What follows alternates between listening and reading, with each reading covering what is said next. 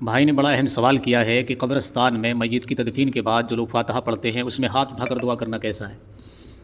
کچھ لوگ اختلاف کرتے ہیں، جو کرنے والے ہیں ان کو جو ہے لوگ تانہ کشی کرتے ہیں، جو لوگ نہیں کرنے والے ہیں ان کو جو ہے کرنے والے تانہ کشی کرتے ہیں۔ تو اس میں لڑنے کی ضرورت نہیں ہے، جھگڑنے کی ضرورت نہیں ہے۔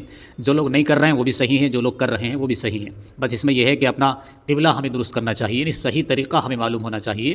قبرستان میں فاتحہ پڑھنے کے بعد دعا کرنے کا مطلب یہ ہوتا ہے کہ آپ مردوں کے لیے جو آپ نے پڑھا ہے اس کے لیے اصالِ ثواب کر رہے ہیں، اللہ سے دعا کر رہے ہیں ان کی مغفرت کے لیے، بخشش کے لیے۔ تو ہاتھ اٹھا کر کرنے میں کیا حرج ہے؟